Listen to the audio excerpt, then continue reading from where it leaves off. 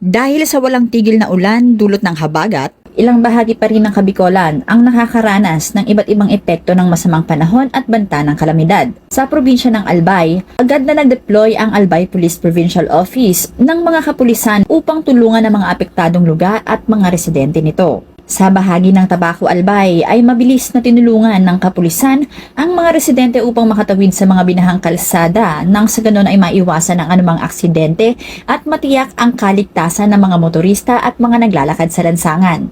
Sa Pulangi Albay naman ay patuloy ang pag-iikot ng kapulisan sa iba't ibang evacuation centers sa nasabing bayan upang tiyakin ang kaayusan at seguridad ng mga evacuees.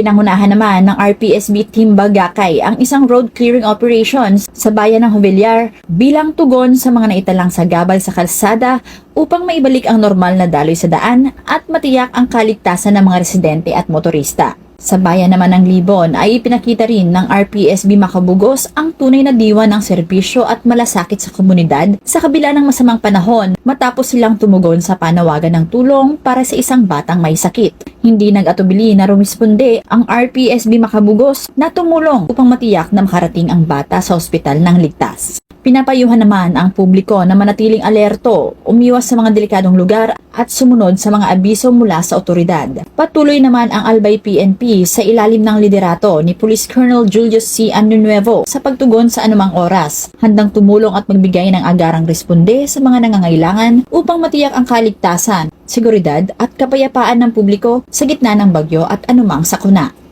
mula dito sa Bicol Region, ako ang inyong PNN correspondent, Staff Sergeant Irene Hanfi Abad, alagad ng batas, tagataguyod ng Balitang Pulis.